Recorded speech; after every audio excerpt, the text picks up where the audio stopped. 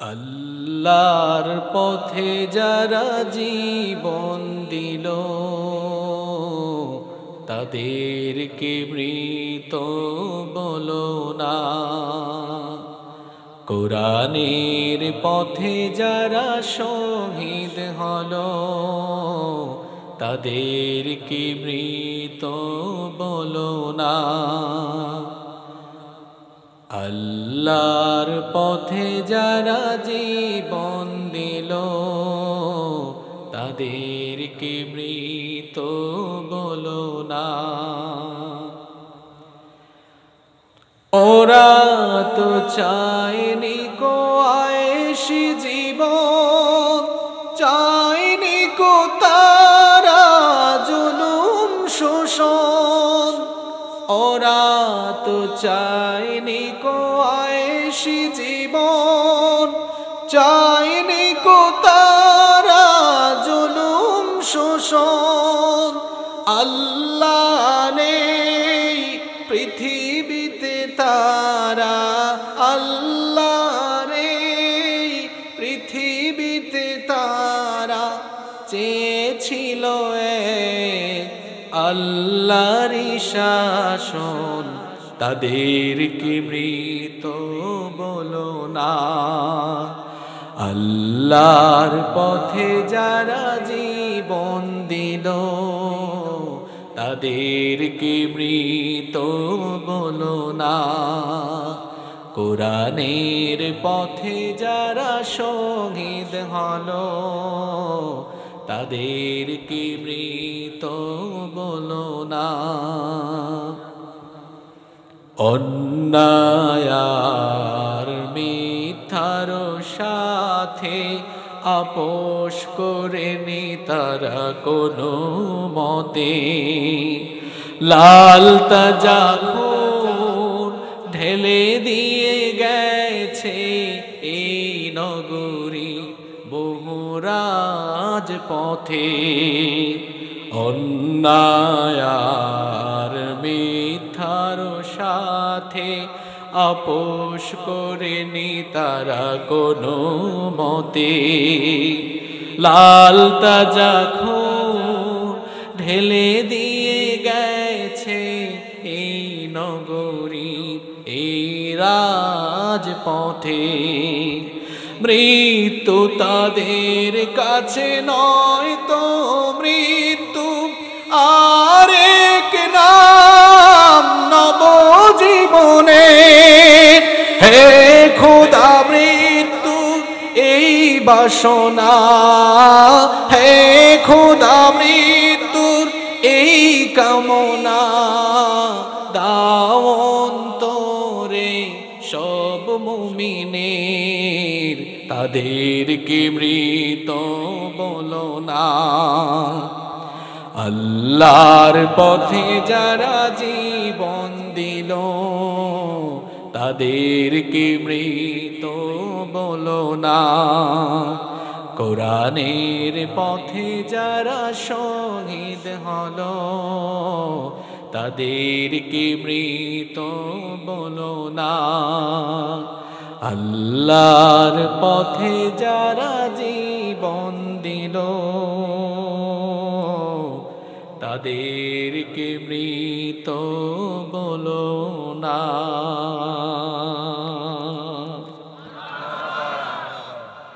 শিক্ষা দীক্ষার নগরী নামে খ্যাত এবং আমের ভূমি নামে খ্যাত বাংলাদেশের ঐতিহ্যবাহী জেলা রাজশাহী জেলার তানোর পৌরসভায় অবস্থিত তালন্দ আদর্শ সংঘের উদ্যোগে আয়োজিত আজকের এই ঐতিহাসিক তাফসীরুল কোরআন মাহফিলের মুহতারাম আপনাদের সবাইকে স্বাধীন বাংলাদেশে স্বাগতম জানাচ্ছি। আমরা এক নতুন বাংলাদেশ পেয়েছি আলহামদুলিল্লাহ। আমরা যারা সারা দেশে কথা বলতাম আমরাও স্বাধীন ছিলাম না। আমাদেরকে স্টেজে ওঠানোর আগে কয়েক মিনিট আমাদেরকে বলে দেওয়া হতো, প্রেসক্রাইব করা হতো, এটা বলবেন এটা বলবেন না। মনে হয় কোরআন তাদের মন মানসিকতা অনুযায়ী বোঝা যেত যে কোরআনের যতটুকু তাদের নেতা নেত্রীদের মতো আছে ততটুকু চালানো যাবে, নেতা নেত্রীদের যত চুরি চামারি আছে সেগুলো কোরআন দিয়ে বলা যাবে না। এভাবে করে আলেমদের কণ্ঠ রোধ করে রেখেছে। যে সকল আলেমরা কথা বলতেন সে সকল আলেমদেরকে জেলখানায় নিয়ে গিয়ে কাউকে কাউকে আয়না ঘরে ঢুকিয়ে দিয়েছে। যারা কথা বলতেন ভারতীয় আগ্রাসনের বিরুদ্ধে তাদেরকে ফাঁসি দিয়ে শহীদ করে দেওয়া হয়েছে। এরা গত 15 বছরের স্বৈরাচারী শাসনে শহীদ করেছে কোরআনের পাখি আল্লামা দেলওয়ার হুসাইন সাঈদ রাহিমাহুল্লাহকে।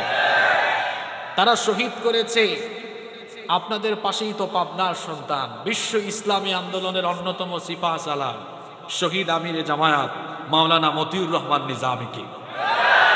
তারা অসংখ্য আলেমদেরকে অপমান করেছে, বেইজ্জত করেছে।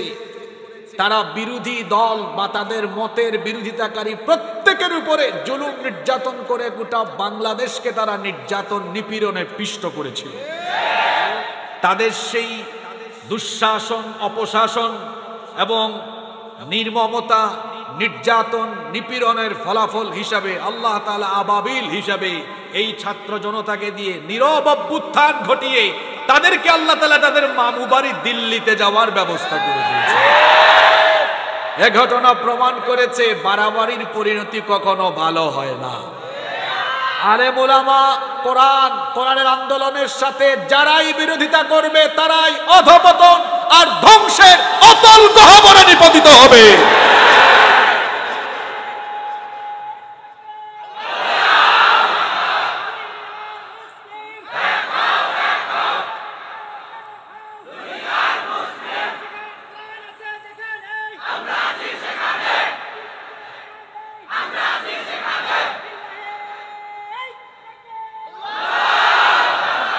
এত বললাম আমাদের কথা, আমরা কথা বলতে পারতাম না। শুধু আমরা কেন, এদেশের মানুষ তাদের নিজেদের মতামত পেশ করতে পারত না। বাক স্বাধীনতা কেড়ে নেওয়া হয়েছিল, কেউ কথা বলতে পারত না।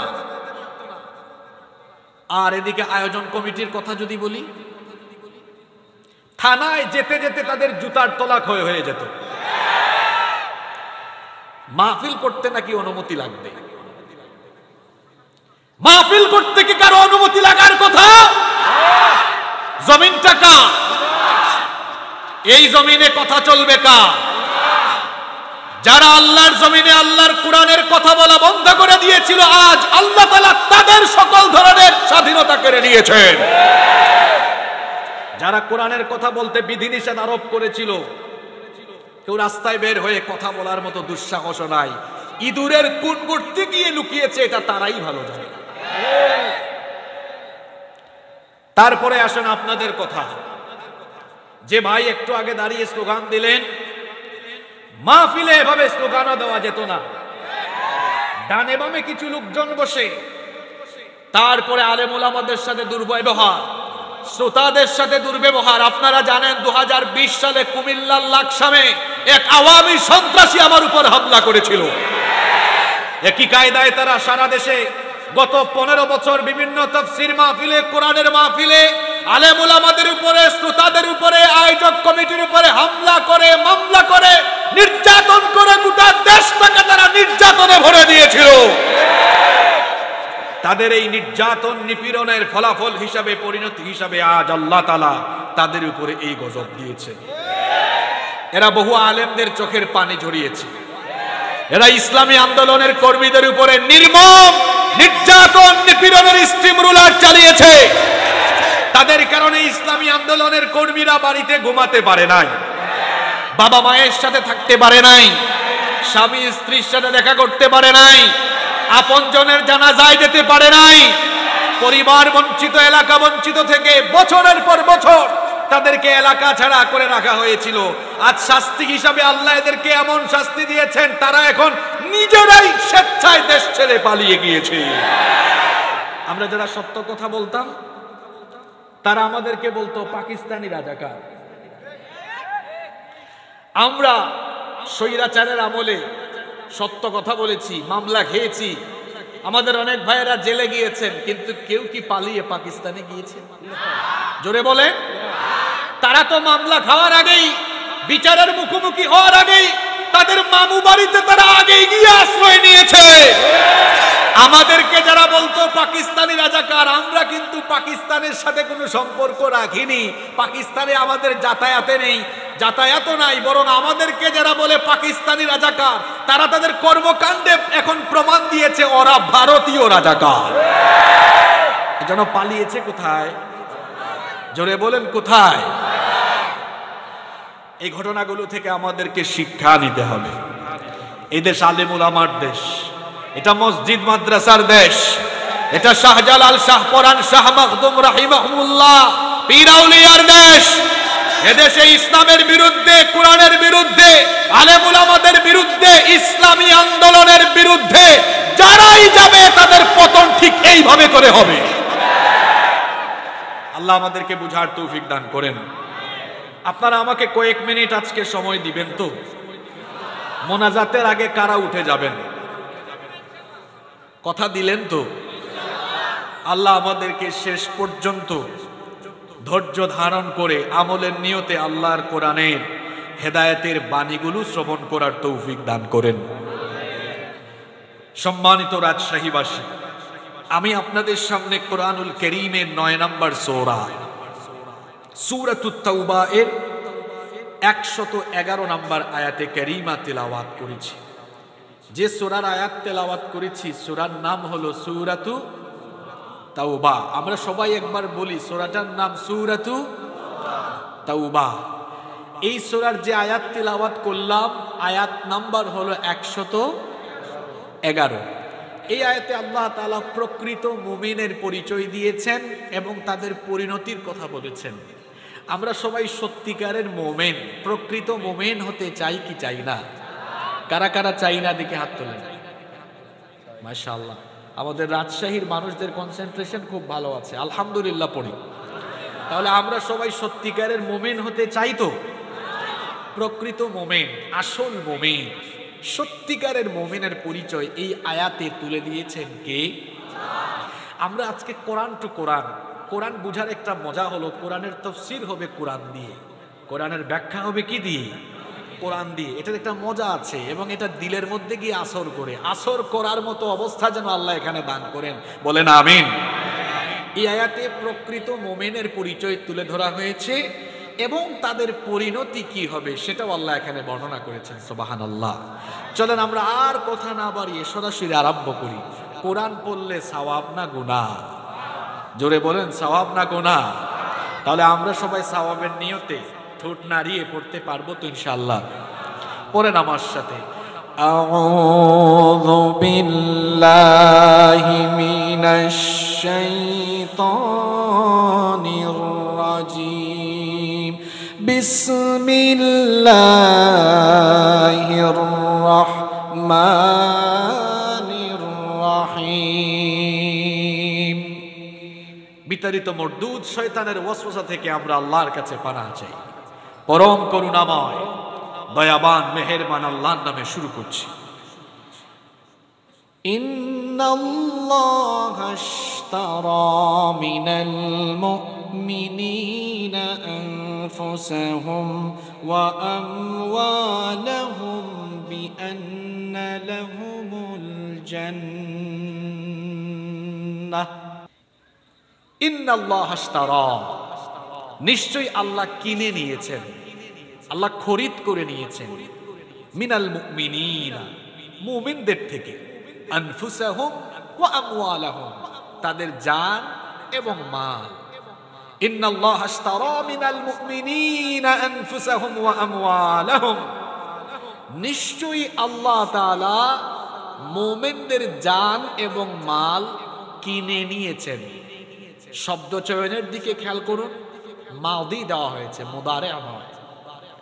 ইশতারা বলেছেন, ইন্নাল্লাহা আশতারা, আল্লাহ কিনে নিয়েছেন। বুঝে থাকলে বলেন তো, আল্লাহ তাআলা কাদের জানমাল কিনে নিয়েছেন? আমরা কি? আরো জোরে বলেন, আমাদের কি আল্লাহ কিনেছেন? জান এবং আল্লাহ কি কিনবেন? এটা কি ফিউচার টেন্স? কিনবেন না কিনে নিয়েছেন? শব্দটা কি ভবিষ্যৎ না অতীত? কি বুঝলেন?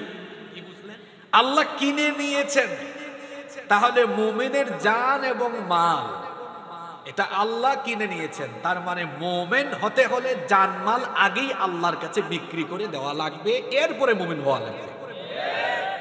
তাহলে আমরা মুমিন হতে হলে জানমাল আগে ভাগেই বিক্রি করে দিতে হবে কার কাছে? পৃথিবীতে দুই ক্যাটাগরির মানুষ আছে, কোরআন তার পরিচয় দিচ্ছে। কোরআন বলছে এক শ্রেণী এরা জানমাল বিক্রি করে দিয়ে ইমানদার হয়েছে, আরেক শ্রেণী জানমাল বিক্রি করে নাই, এরা বরং আখিরাতের বিনিময়ে দুনিয়া কিনে নিয়েছে। কোরআনে কারীম তাদের পরিচয় এভাবে তুলে ধরছে।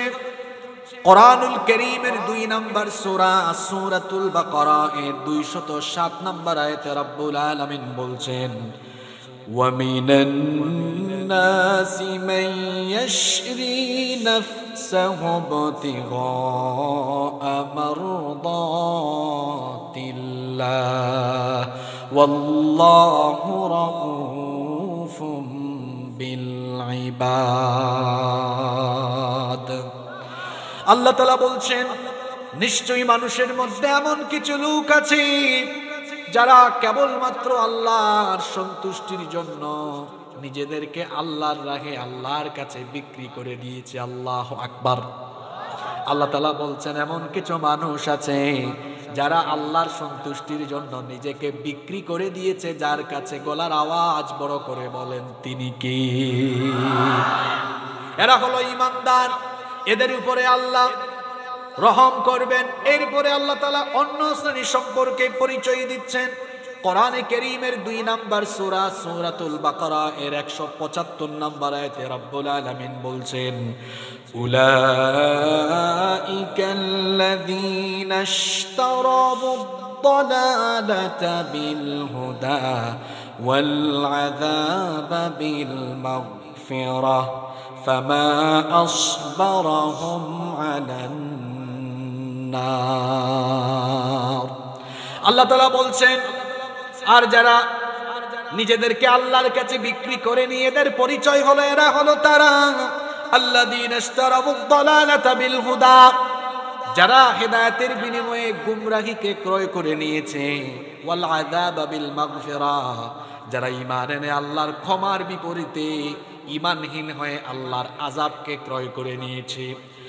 আল্লাহ তাআলা এদের পরিচয় কোরআনে কারীমে সূরা বাকারার 86 নম্বর আয়াতে এভাবে তুলে ধরলেন, উলাইকাল্লাযীনা ইশতারাবুল হায়াতাদ দুনিয়া বিল আখিরাহ ফালা ইউখাফফাফু আনহুমুল আযাবু ওয়ালা হুম ইউনসারুন।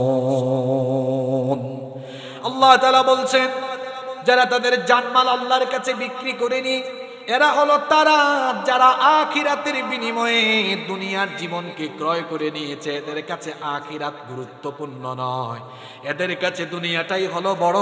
তারা বলে খাও দাও মজা করো ফুর্তি করো, দুনিয়াটাই হলো আসল। দুনিয়ার জীবনকে তারা আখিরাতের চাইতে বেশি প্রাধান্য দেয়।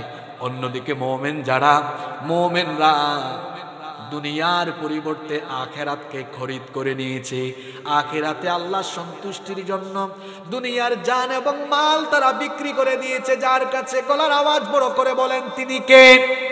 এজন্য আল্লাহ তাআলা সূরা তাওবার 111 নম্বর আয়াত শুরু করলেন এভাবে, মুমিনদের পরিচয় হলো ইন্নাল্লাহা আশতারা মিনাল মুমিনিনা আনফুসাহুম ওয়া আমওয়ালাহুম বিআন্না লাহুমুল জান্নাহ। নিশ্চয়ই মুমিন হলো তারা, নিশ্চয়ই মুমিনদের থেকে আল্লাহ তাদের জানমালের বিনিময়ে আল্লাহ তাআলা তাদের জানমাল খরিদ করে নিয়েছেন। বিআন্না লাহুমুল জান্নাহ, এজন্য যে আল্লাহ তাদের জন্য এর বিনিময়ে রেখেছেন আল্লাহর জান্নাত। সুবহানাল্লাহ পড়েন। আচ্ছা বলেন তো, জানমালের প্রকৃত মালিক কি আপনারা না আল্লাহ? তো আল্লাহর জানমাল, আল্লাহর দেওয়া জানমাল আল্লাহ আবার কিনবেন, এটা আবার কেমন কথা? আসলে জান এবং মাল এটা আল্লাহ, ঠিক আছে, কিন্তু এটাকে ব্যবহার করার ইখতিয়ার আল্লাহ আমাদেরকে দিয়েছেন, ফ্রিডম অফ চয়েস। আপনার চয়েসের স্বাধীনতা কে দিয়েছেন? আপনি চাইলে আপনার জান এবং মাল এটাকে আপনি দুনিয়াবি স্বার্থে ব্যবহার করতে পারবেন। আবার আপনি যদি ঈমান আনেন তো আল্লাহর আনুগত্য করে জান মালকে আল্লাহর পথে আপনি খরচ করতে পারবেন। এখানে ফ্রিডম অফ চয়েস আছে, আপনার ইখতিয়ার আছে। ইখতিয়ারটুকু দিয়েছেন কি? সম্মানিত রাজশাহীবাসী খেয়াল করুন, খুব গুরুত্বপূর্ণ আয়াত এটা। আল্লাহ বলছেন নিশ্চয়ই আল্লাহ মুমিনের জান এবং মাল কিনে নিয়েছেন, আর তার জান এবং মাল কেনার বিনিময়ে আল্লাহ তাকে জান্নাত দান করেছেন। এখানে আল্লাহর উপরে বান্দার ঈমানকে একটা ব্যবসায়িক কেনাবেচার সঙ্গে তুলনা করা হয়েছে। ব্যবসায় ক্রয় বিক্রয় থাকে, যারা বিজনেস করেন, ব্যবসা করেন, ব্যবসা বাণিজ্যে প্রোডাক্ট থাকে, পণ্য থাকে, পণ্যের বেচা কেনা থাকে। একজন লোক বিক্রি করেন, যিনি বিক্রি করেন তাকে বলা হয় কি? বিক্রেতা। যিনি কেনেন তাকে কি বলা হয়? ক্রেতা বা কাস্টমার। আর যা কেনা হয় সেটা হলো পণ্য। আর পণ্য ক্রয়ের বিনিময়ে যেটা দেওয়া হয়, এখন তো মুদ্রার যুগ, মুদ্রা দিচ্ছি। আমাদের দেশের মুদ্রার নাম কি? টাকা। তাহলে ব্যবসায় ক্রেতা বিক্রেতা থাকে, পণ্য থাকে, পণ্যের বিনিময়ে আমাদের দেশে হলো কি? টাকা। এই আয়াতে আল্লাহ তাআলা আমাদের আর আল্লাহ সম্পর্কটা ঈমানের। কিসের সম্পর্ক? ঈমানটাকে ব্যবসায়িক কেনাবেচার সঙ্গে তুলনা করেছেন। আমরা যারা ইসলামের কথা বলি বা ইসলামী আন্দোলন করি, মাঝে মাঝে কিন্তু আমাদেরকে ইসলাম বিরোধীরা ধর্ম ব্যবসায়ী বলে। তো কথাটা কিন্তু তারা খারাপ বলে না, এটা তো কোরআনের কথাই বলে। কারণ আল্লাহ তাআলা ঈমানের পথে চলা লোকদেরকে বলেছেন এরা আল্লাহর সাথে প্রকৃত ব্যবসা করছে, যেটা সূরা সফে আল্লাহ বলেছেন এটা বরকতময় ব্যবসা। সুবহানাল্লাহ। তবে তারা যে অর্থে আমাদেরকে ধর্ম ব্যবসায়ী বলে, ওই অর্থে আমরা ধর্ম ব্যবসায়ী নই, বরং প্রকৃত ধর্ম ব্যবসায়ী তারা। আমাদেরকে যারা ধর্ম ব্যবসায়ী বলে, দেখা যায় নির্বাচন আসলে তারাই ধর্মের লেবাস পরিধান করে মানুষের কাছে ভোট চাইতে যায়। আমাদেরকে যারা ধর্ম ব্যবসায়ী বলে, তারা দেখা যায় ইলেকশনের সিজনে পাঞ্জাবি টুপি আর মাঝে মাঝে বুরখা পর্দা নিকাব পরিধান করে। আমাদেরকে যারা ধর্ম ব্যবসায়ী বলে, তারা ইলেকশনের সিজনে মাহফিলে হুজুরের আশেপাশে এসে বসে, আর ক্ষমতায় চলে গেলে মাহফিলকে কিভাবে নষ্ট করা যায় সেটার তারা অপচেষ্টা করে। সম্মানিত রাজশাহীবাসী, এখানে আল্লাহর সাথে বান্দার ঈমানের সম্পর্ককে ব্যবসায়িক কেনাবেচা বলে উল্লেখ করা হয়েছে, এবং বলা হচ্ছে যে বান্দা তার জান এবং মালকে আল্লাহর কাছে যদি বিক্রি করে, আল্লাহ এটা কিনবেন, আল্লাহ কেনার বিনিময়ে, জানমালের বিনিময়ে আল্লাহ বান্দাকে জান্নাত দান করে দিবেন। বলেন, বিনিময় হিসাবে জান্নাতের চাইতে আর উত্তম কোন বিনিময় আছে? উত্তম কোন বিনিময় আছে? রব্বুল আলামিন আল্লাহর সাথে বান্দার এই ব্যবসায়িক কেনাবেচার সম্পর্ককে, ঈমানী এই সম্পর্ককে উত্তম ব্যবসা বলে অভিহিত করেছেন। কোরআনে কারীমের 61 নম্বর সূরা সূরাতুস সাফের 10 নম্বর আয়াত থেকে আল্লাহ তাআলা বলছেন, ইয়া আইয়ুহাল্লাযীনা আমানু হাল আদুল্লুকুম আলা তিজারাতিন তুনজিকুম মিন আযাবিন আলীম। হে বিশ্বাসীরা, হে ঈমানদারেরা, আমি কি তোমাদেরকে এমন একটি ব্যবসার সন্ধান দেব না, যেই ব্যবসা করলে পরে রব্বুল আলামিন তোমাদেরকে কিয়ামতের দিন কঠিন আযাব থেকে বাঁচিয়ে দিবে। আমরা সবাই কিয়ামতের দিন আল্লাহর আযাব থেকে বাঁচতে চাই কি চাই না? আরো জোরে বলেন, চাই কি চাই না? আল্লাহ বলছেন, তাহলে বান্দা এমন একটা ব্যবসা আমার সাথে করো, যে ব্যবসা করলে পরে আমি তোমাকে আখিরাতে কিয়ামতে আযাব থেকে বাঁচিয়ে দিব। আমরা আল্লাহর কাছে জিজ্ঞেস করলাম, ওগো আমাদের রব, কি ব্যবসা, কোন ব্যবসাটা আপনার সাথে আমরা করব, আপনি জানিয়ে দেন। পরের আয়াতে আল্লাহ বলে দিলেন, ব্যবসার সেই ব্যবসাটা হলো এমন, এই ব্যবসা কিসের ব্যবসা শুনে, এটা পেঁয়াজের ব্যবসা, চালের ব্যবসা, না গমের ব্যবসা, নাকি টিনের ব্যবসা, নাকি টাইলসের ব্যবসা, না হার্ডওয়্যারের ব্যবসা, কিসের ব্যবসা? এবার শোনেন, আল্লাহ বলছেন বান্দারে আমার সাথে ব্যবসাটা তোমার কেমন হবে শোনো। তুমিনুনা বিল্লাহি ওয়া রাসূলিহি ওয়া তুজাহিদুনা ফি সাবিলিল্লাহি বিআমওয়ালিকুম ওয়া আনফুসিকুম যালিকুম খায়রুন লাকুম ইন কুনতুম তা'লামুন। আল্লাহ তাআলা বলছেন সে ব্যবসাটা হলো তোমরা আল্লাহ এবং তার রাসূলের উপরে ঈমান আনয়ন করবে, এরপরে তোমরা তোমাদের জান এবং মাল দিয়ে আল্লাহর রাস্তায় তোমরা জিহাদ করবে। তাহলে এখানেও বলা হলো জান এবং মাল দিয়ে লড়াই করতে হবে কার পথে? এটাই হলো উত্তম ব্যবসা। আল্লাহ বলছেন যদি বান্দা তুমি বুঝতে পারো, এই ব্যবসা যদি তুমি করতে পারো, তোমার জান এবং মাল যদি তুমি আল্লাহর রাহে বিলীন করে দিয়ে তুমি যদি আল্লাহর সাথে ব্যবসা করতে পারো, আল্লাহ পরের আয়াতগুলোতে বলছেন তাহলে বান্দা আমি তোমাকে পুরস্কার দিব মোট 3টা। জোরে বলেন কয়টা? আরো জোরে বলেন কয়টা? 3টা পুরস্কার আল্লাহ দিবেন। কি সেই 3টা পুরস্কার? আল্লাহ বলছেন ইয়াগফির লাকুম যুনুবাকুম ওয়া ইউদখিলকুম জান্নাতিন তাজরি মিন তাহতিহাল আনহারু ওয়া মাসাকিন তাইয়্যিবাতান ফি জান্নাতি আদন যালিকাল ফাওজুল আযীম ওয়া উখরা তুহিব্বুনাহা নাসরুম মিনাল্লাহি ওয়া ফাতহুন করিব ওয়া বাশশিরিল মুমিনিন। আল্লাহ তাআলা বলছেন তুমি যদি আমার সাথে ব্যবসা করতে পারো, 1 নাম্বার পুরস্কার হলো বান্দা ইয়াগফির লাকুম যুনুবাকুম, তোমার যত গুনাহ আছে সকল গুনাহ আমি মাফ করে দিব। মনোযোগ আছে না চলে গেছে? কথাগুলো হচ্ছে কার?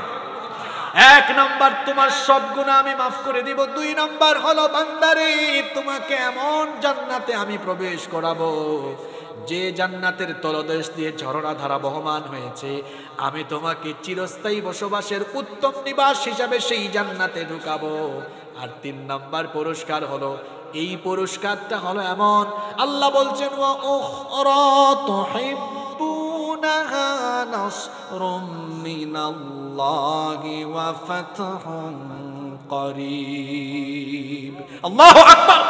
সেটা হলো তোমরা যেটা চাও, আল্লাহর সাহায্য এবং কোরআনের বিজয়, ইসলামের বিজয়, এটা আপনারা চান কি চান না?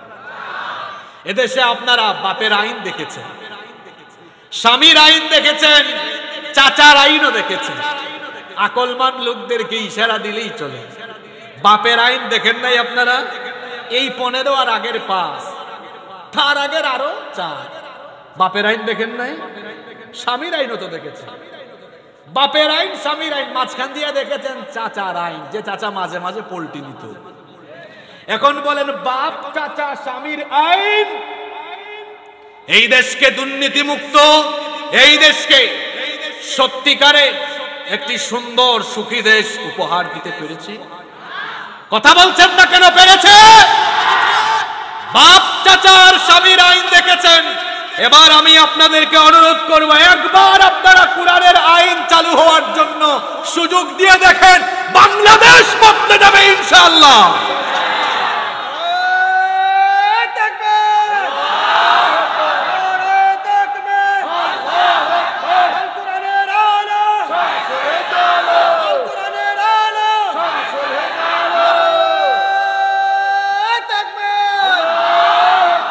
বাপ, চাচা আর স্বামীর আদর্শে যারা আদর্শিত, যে যখন ক্ষমতা পায় প্রথমে পেই, তারা আগের বারের প্রতিশোধ নেয়।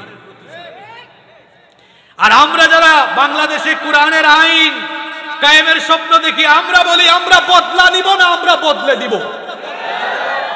আমরা কি করব? এটা হলো আসল প্রতিশোধ। আমাদেরকে যে অপরাধে নির্যাতন করা হলো, আমরা কোরআনের কথা বলি, আমরা কোরআনের রাষ্ট্র কায়েম করতে চাই। তো আমাদেরকে যে কারণে নির্যাতন করা হয়েছে আমরা সেটাই ঘটাবো। বাংলাদেশে কোরআনের আইন কায়েম করে আমরা বদলা দিব ইনশাআল্লাহ। আমাদের শহীদরা রক্ত দিয়েছেন, জীবন দিয়েছেন, এই রক্ত আর জীবনের বদলা হিসাবে আমরা বাংলাদেশে কোরআনের রাজ কায়েমের জন্য ঐক্যবদ্ধভাবে আমরা কোরআনের আন্দোলনে শামিল থাকতে কারা কারা রাজি? দুহাত তুলে আল্লাহকে দেখা।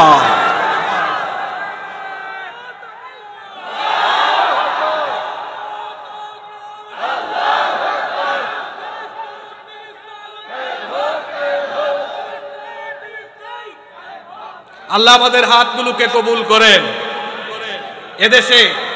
এদেশে আমি বলি কি, এদেশে সম্পদের অভাব নাই, আছে শুধু ভালো মানুষের অভাব। দেখেন না, জাতির ঘাড়ে যত টাকা ঋণের বোঝা চাপিয়ে দিয়েছে তার চাইতে বেশি টাকা পাচার। এদেশে সম্পদের অভাব আছে। আমার বাড়ি কোথায় আপনারা জানেন? আমি সিলেটি ফুয়া, আমার বাড়ি সিলেটে। আমার সিলেট আল্লাহ এত নেয়ামত দিয়েছেন, সেখানে আছে পাথরের খনি, আছে কয়লার খনি, আছে সেখানে চায়ের সম্পদ, গ্যাসের সম্পদ। এই বাংলাদেশে উত্তরবঙ্গে গেলে পরে দেখা যায় ফসলের সমারোহ।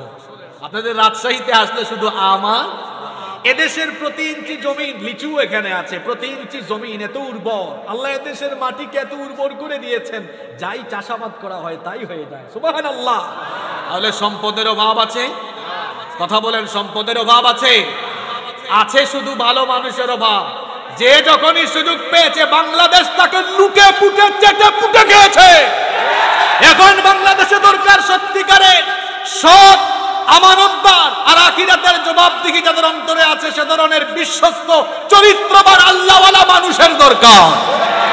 এজন্য ছাত্র জনতাকে আমরা বলতে চাই যে ছাত্ররা, কিশোরেরা, তরুণেরা এই বাংলাদেশকে পরিবর্তনের লক্ষ্যে যারা আবাবিলের ভূমিকায় অবতীর্ণ হয়ে স্বৈরাচারের পতন ঘটিয়েছে, আমি সেই ছাত্রদেরকে, তরুণ যুবক ভাইদেরকে বলতে চাই, আমার প্রিয় ভাইয়েরা, এই বাংলাদেশকে গত 50 বছরের বেশি সময় ধরে বাপ, চাচা আর স্বামীর আদর্শে পরিবর্তনের চেষ্টা করা হয়েছে, কেউ পরিবর্তন করতে পারে নাই।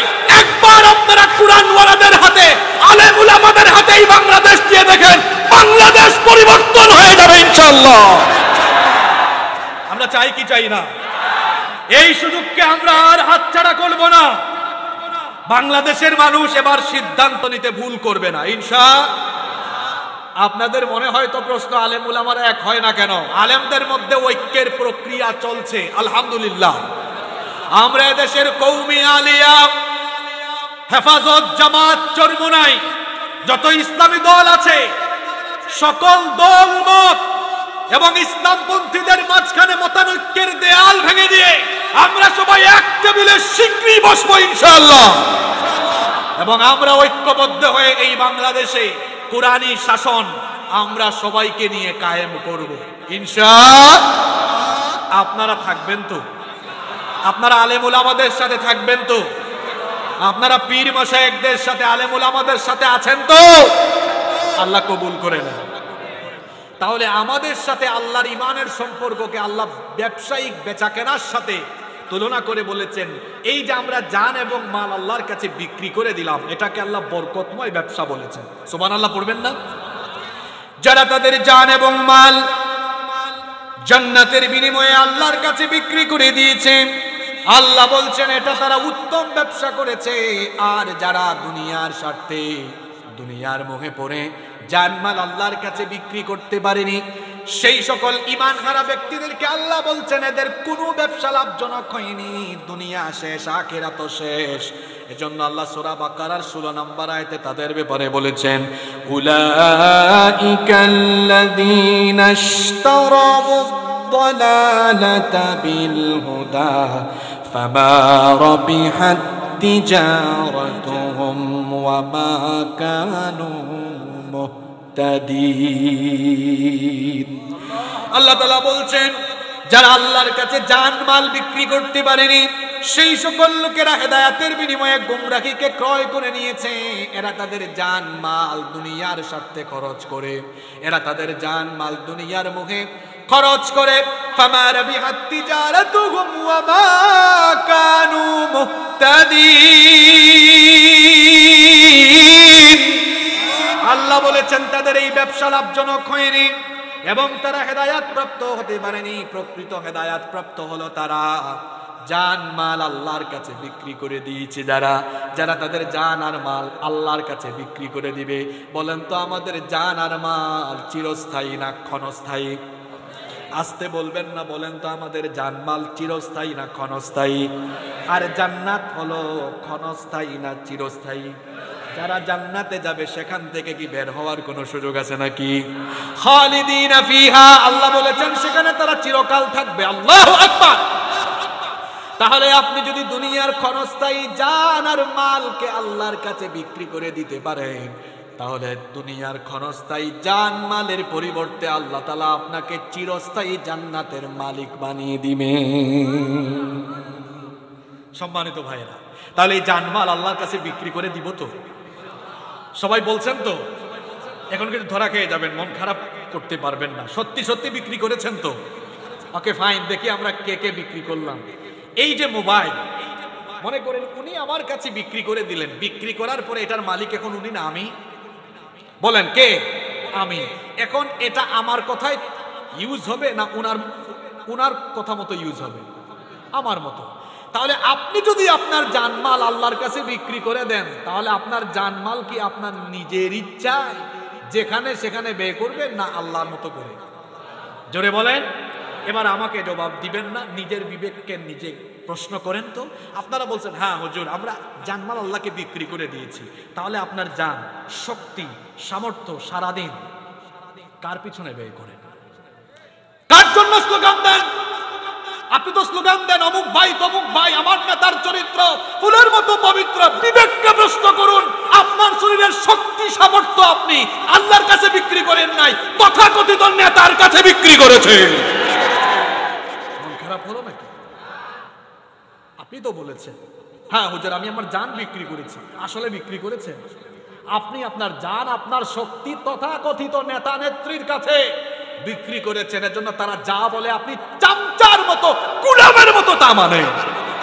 যুবকদেরকে বলছি, আপনার এই যৌবন, এই তারুণ্য কোন নেতার চামচামি করার জন্য দেওয়া হয় নাই। এই যৌবনের তারুণ্য দেওয়া হয়েছে আল্লাহর জমিনে আল্লাহর দ্বীন কায়েম করার জন্য। কোন নেতার পেছনে গিয়ে যুবকেরা স্লোগান দাও?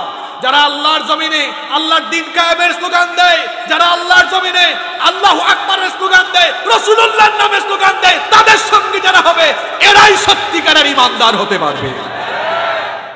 কথা ক্লিয়ার না ভেজাল আছে? ক্লিয়ার আছে তো? তাহলে আমরা বললাম হুজুর জান বিক্রি করেছি, অথচ মনে মনে অপরাধী আছি আমরা অনেকে। আসলে বিক্রি করতে পারি।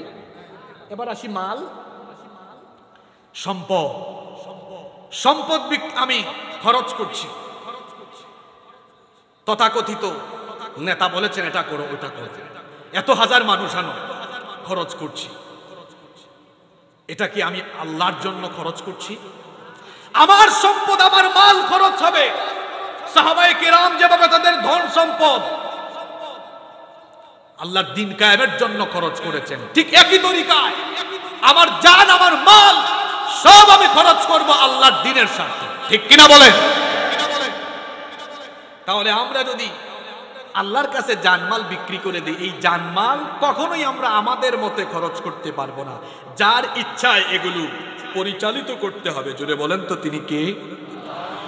এজন্য আল্লাহ বলছেন শোনো শোনো বান্দা, যদি তুমি তোমার জান আর মাল আমার কাছে বিক্রি করো, বিনিময়ে তো জান্নাত দিব। তবে তুমি তোমার জান এবং মাল কোথায় কিভাবে খরচ করবা বান্দারে শোনো। আল্লাহ তাআলা বলছেন সেই সত্যিকারের মুমিন যারা জানমাল আমার কাছে বিক্রি করেছে তাদের আরো পরিচয় হলো, যারা পারেন আমার সঙ্গে পড়েন, ইউকাতিলুনা ফি সাবিলিল্লাহি ফায়াকতুলুনা ওয়া ইউকতালুন। আল্লাহ তাআলা বলছেন তাদের পরিচয় হলো ইউকাতিলুনা ফি সাবিলিল্লাহ,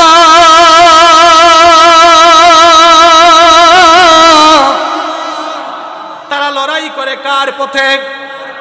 আল্লাহ তাআলা বলছেন যারা ঈমানদার তারা আমার পথে লড়াই করে।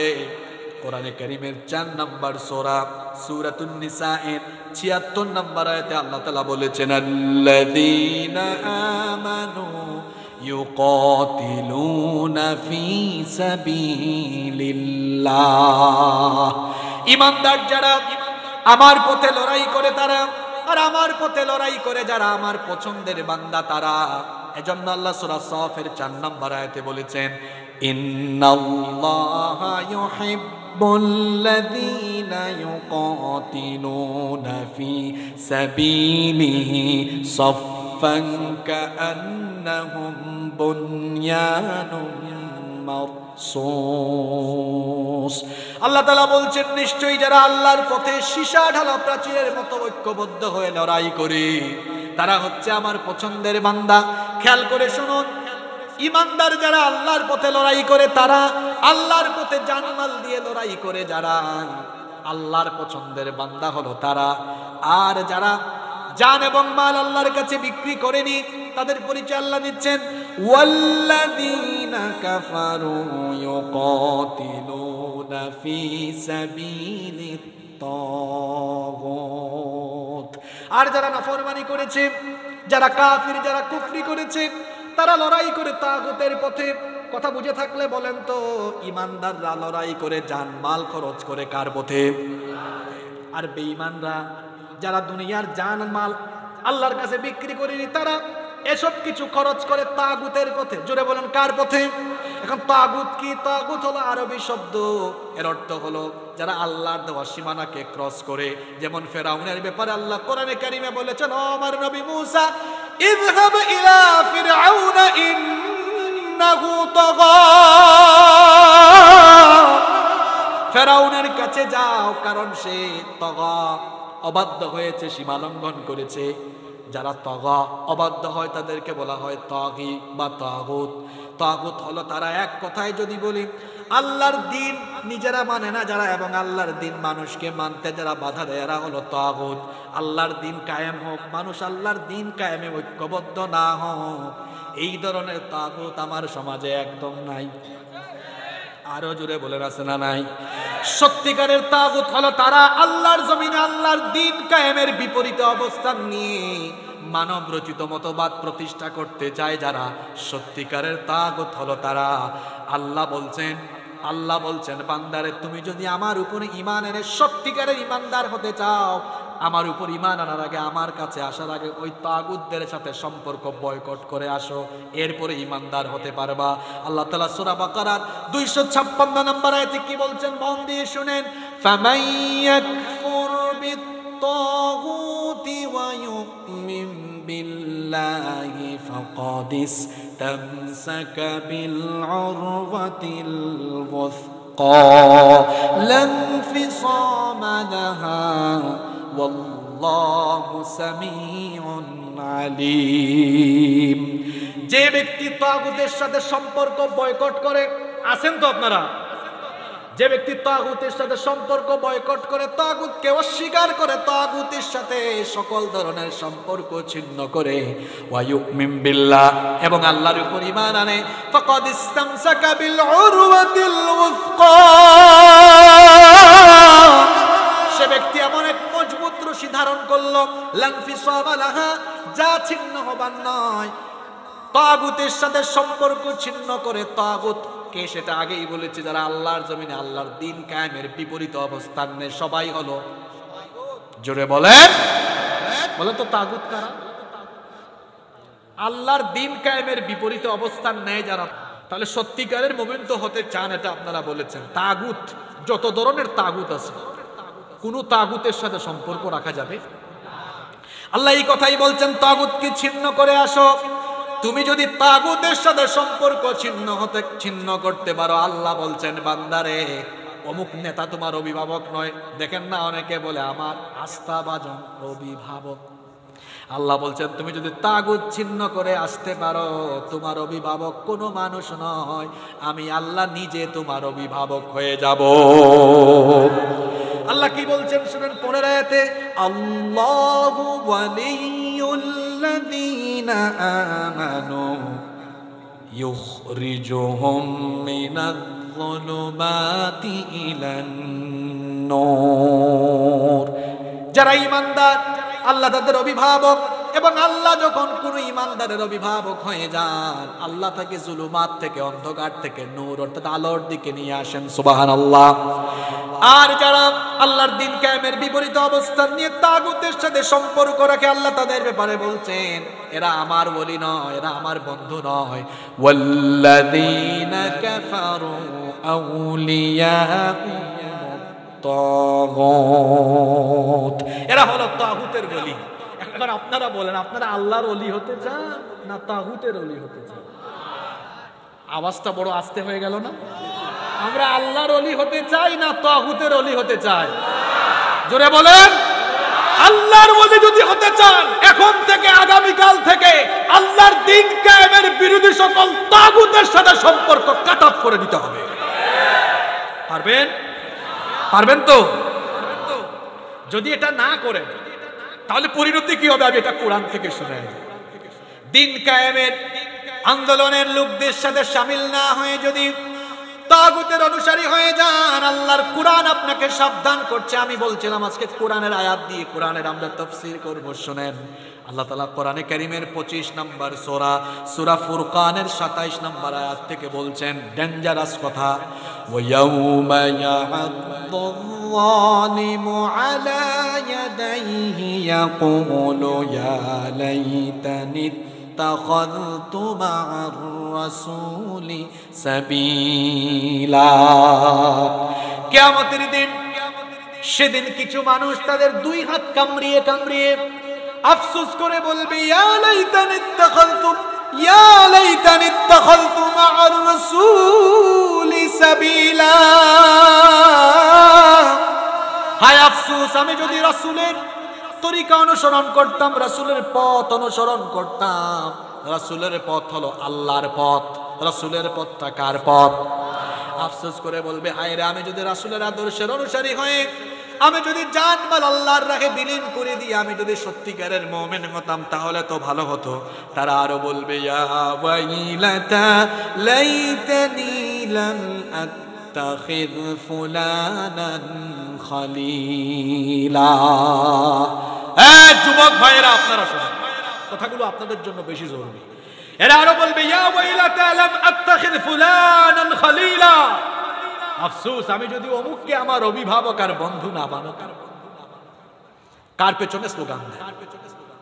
আমার ভাইয়ের চরিত্র। তারপরে কি জানি কয়, নামাজ পড়ে না এক ওয়াক্ত, সুযোগ পালে গাঁজা খায় 5 ওয়াক্ত, শয়তানের ভক্ত, জাহান্নামের তত্ত্ব।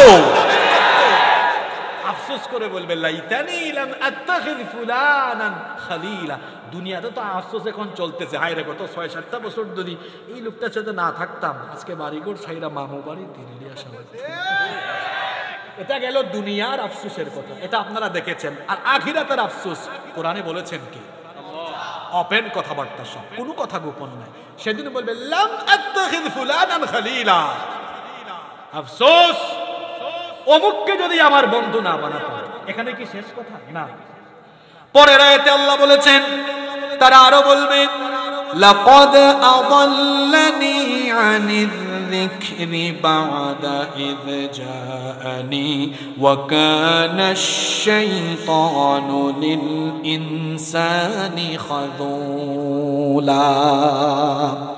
তারা আরো বলবে, এই লোকগুলো আমাদেরকে আল্লাহর দেওয়া কোরআনের উপদেশ থেকে দূরে রেখেছিল। আফসোস করে করে সেদিন বলতে থাকবে, ও আমার ভাইয়েরা, কিয়ামতের দিন আফসোস করার আগে, দুনিয়া আখিরাত নষ্ট হওয়ার আগে সময় থাকতে ভালো হওয়ার দরকার আছে না নাই? আমি আপনাদের পায়ে হাত রেখে জন্য বলবো, ভাইরে, আমার বাবারা, আমার ভাইয়েরা, মায়েরা, বোনেরা, জান আর মা, আমরা তাগুতের পথে এগুলো ব্যবহার করব না, বরং আমরা ব্যবহার করব কার পথে? এজন্য আল্লাহ বলেছেন, ইউকাতিলুনা ফি সাবিলিল্লাহ। সেই সকল মুমিনদের পরিচয় হলো তারা আল্লাহর পথে লড়াই করে, ফায়াকতুলুনা ওয়া ইউকতালুন, এবং এই পথে তারা মরে, এই পথে তারা মারে এবং মরে। এখন বলেন তো, আল্লাহর জমিনে আল্লাহর দ্বীন কায়েম করতে গিয়ে যদি জীবন চলে যায়, এই জীবনের সার্থকতা আছে না নাই? আল্লাহর রাহে জীবন বিলিয়ে দিতে পারা এটা হলো সবচেয়ে নেয়ামতের ব্যাপার। আমার বাবারা, আমার ভাইয়েরা, আমাকে আপনারা এই শেষের 10-12টা মিনিট খুব সহযোগিতা করতে হবে। পারবেন তো ইনশাআল্লাহ? জ্বর হয়ে, রোগ বালাই হয়ে আমরা কেউ হয়তো মারা যাব, বলেন তো বেঁচে থাকার কোনো সুযোগ আছে নাকি? বলেন, বেঁচে থাকার কি কোনো সুযোগ আছে নাকি? সবাই মারা যাব, কেউ আমরা পৃথিবীতে বাঁচতে পারবো? যত রকমের মৌত আছে, সবচাইতে শ্রেষ্ঠ মৌত হলো আল্লাহর পথে জীবন দিতে পারা। কারণ রব্বুল আলামিন কোরআনে কারীমের 4 নম্বর সূরা সূরাতুন নিসা এর 74 নম্বর আয়াতে বড় সুন্দর করে বলছেন, ওয়া মান ইউকাতিল ফি সাবিলিল্লাহি ফায়ুকতাল আও ইয়াগলিব ফাসাউফা নুতিহি আজরান আযীমা। আর যারা আল্লাহর পথে জীবন বিলিয়ে দেয় কিংবা এই পথে লড়াই করে যারা বেঁচে থাকে, উভয়কেই মহা পুরস্কারের ব্যবস্থা যিনি করবেন তিনি কে? আল্লাহর রাহে যারা জীবন বিলিয়ে দেয় তাদেরকে বলা হয় শহীদ। আর শহীদদেরকে আল্লাহ সবচাইতে বেশি নিয়ামত দিয়েছেন। শুনেন, তিরমিজি শরীফ থেকে আপনাদেরকে একটা হাদিস শোনাই। আল্লাহর রাসূল বলেছেন, লিশ-শাহীদি ইনদাল্লাহি সিত্তু খিসাল। আল্লাহর দরবারে শহীদের 6টি বৈশিষ্ট্য, 6টি মর্যাদা রয়েছে।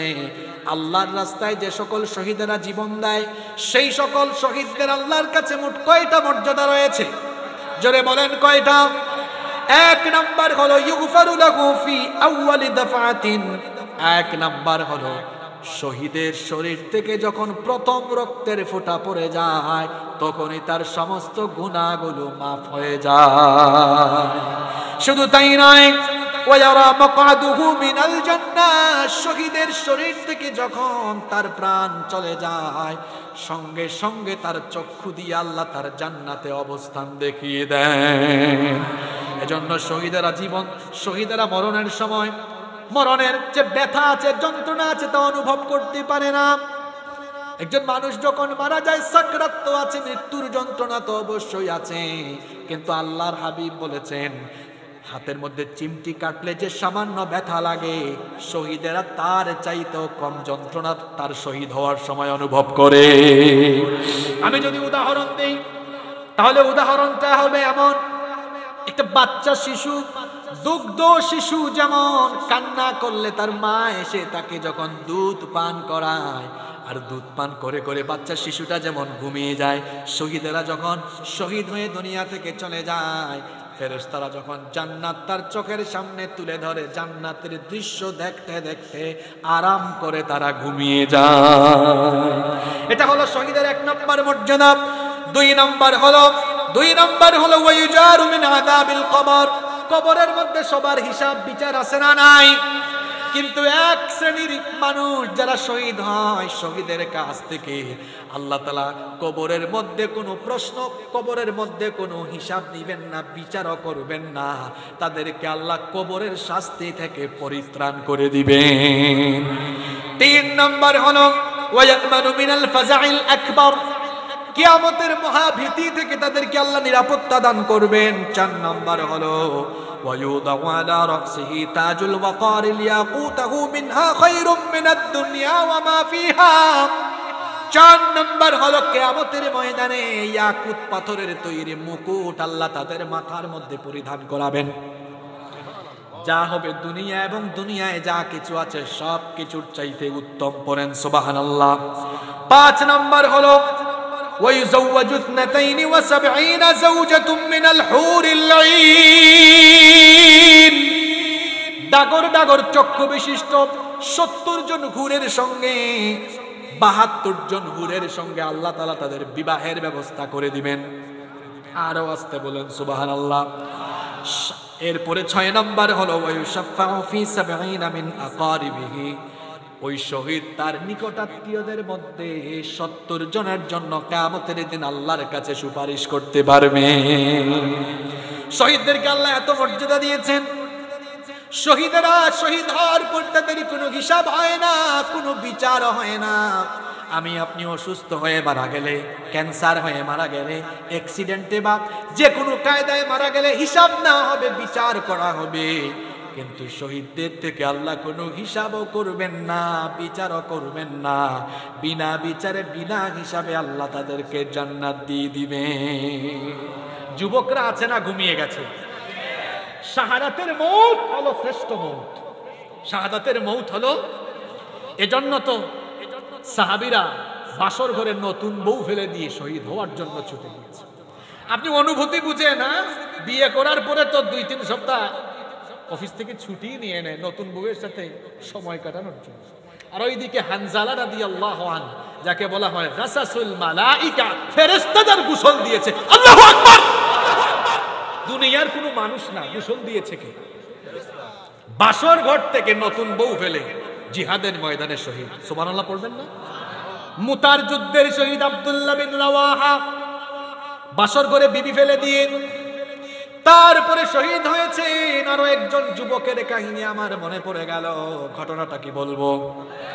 জুলাইবিব রাদিয়াল্লাহু আনহু, আহারে জুলাইবিব ছিলেন আমার যুবক তরুণ কলেজ বিশ্ববিদ্যালয়ের ছাত্র ভাইয়েরা শোনেন, জুলাইবিব ছিলেন আপনাদের মতো একজন অল্প বয়সী তরুণ, অল্প বয়সী যুবক। অখ্যাত গোত্রের, অখ্যাত বংশের একজন লোক ছিলেন তিনি। খুবই গরিব মানুষ, অত্যন্ত নিঃস্ব, অসহায়, দরিদ্র পরিবারের মানুষ। চেহারাটা ছিল কুৎসিত, জন্য কেউ কেউ তাকে দামিম বলে ডাকতেন। আরবিতে দামিম শব্দের অর্থ হলো কুৎসিত চেহারার অধিকারী। তার চেহারাটা ছিল কুৎসিত, চামড়া ছিল কুচকুচে কালো, ছিলেন অত্যন্ত বেটে প্রকৃতির, বেটে প্রকৃতির কুচকুচে কালো অখ্যাত এই বংশের লোক। নাম হলো জুলাইবিব, যার কোনো বাড়িঘর ছিল না। আসমান ছিল তার শামিয়ানা, মাটি ছিল তার বিছানা, পানি পান করার জন্য একটা পাত্রও ছিল না। হাদিসে এসেছে 2 হাতের অঞ্জলি ভরে তিনি কুয়া থেকে বা নল থেকে তিনি পানি পান করতেন। কেউ কোনো খাবার খেয়ে উচ্ছিষ্ট ফেলে দিলে সেটুকু তিনি খেয়ে জীবন ধারণ করতেন। আহলুস সুফার অধিবাসী ছিলেন, সেখানেই তিনি থাকতেন। আল্লাহর নবী জুলাইবিবকে বড় ভালোবাসতেন। আল্লাহর নবী একদিন সাহাবীদেরকে নিয়ে বসে আছেন, জুলাইবিব রাদিয়াল্লাহু আনহু পাশ দিয়ে হেঁটে যাচ্ছেন। নবীজি সাহাবীদেরকে বললেন, এই যে হেঁটে যায় তাকে কি তোমরা চিনো নাকি? অখ্যাত বংশের হওয়ায়, গরিব কুৎসিত কালো মানুষ হওয়ায়, আর তিনি কারো সাথে তেমন একটা মিশতেন নাই, জন্য সাহাবীরাও বললেন না, তাকে আমি চিনি না। দেখেন দেখেন দিন কায়েমের নেতৃত্বের গুণাবলী কেমন থাকা দরকার। একেবারে ছোট্ট পর্যায়ের একজন কর্মীর খুঁজো রাখতে হয়, যেটা আদর্শ ছিল মুহাম্মদ সাল্লাল্লাহু আলাইহি ওয়াসাল্লামের। নবীজি বললেন, তোমরা তাকে না চিনলেও কি হবে, তাকে আমি চিনিয়ে হচ্ছে আমার প্রিয় সাহাবী জুলাইবিব। আল্লাহু আকবার। নবীজি জুলাইবিবকে ডাকলেন, ডেকে বললেন, কি ব্যাপার জুলাইবিব, তুমি তো এখনো অবিবাহিত, তুমি কি বিয়ে করবে না? জুলাইবিব তখন বললেন, ইয়া রাসূলুল্লাহ, আমরা সবাই বলি সাল্লাল্লাহু আলাইহি ওয়াসাল্লাম, কে আমাকে বিয়ে করবে? কোন অভিভাবক তার মেয়েকে আমার কাছে বিয়ে দিবে? দেখেন না, কুচকুচে কালো চামড়া, কুৎসিত চেহারা, বেটে মানুষ। আমার তো ভালো কোনো পোশাক আশাক নাই, আর আমার তো ঘর বাড়িও নাই, এমন লোকের কাছে কে তার মেয়েকে বিয়ে দিবে? নবীজি দ্বিতীয় দিন প্রশ্ন করলেন, একই কথা জুলাইবিব জবাব দিলেন। তৃতীয় দিন নবীজি প্রশ্ন করলেন, জুলাইবিব একই রকমের উত্তর দিলেন।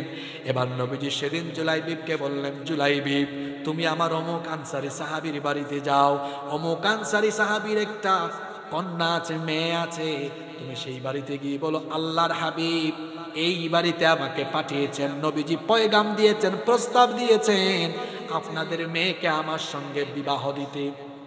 সুবহানাল্লাহ পড়বেন না? জুলাইবিব এবার চলে গেলেন সেই আনসারী সাহাবীর বাড়িতে। খুব খেয়াল দিয়ে ঘটনাটা শোনেন।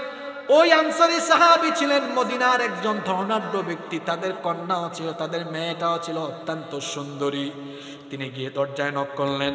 দরজায় যখন নক করলেন, ওই আনসারী সাহাবী দরজাটা খুলে দিলেন। বললেন, মান আনতা, আপনি কে?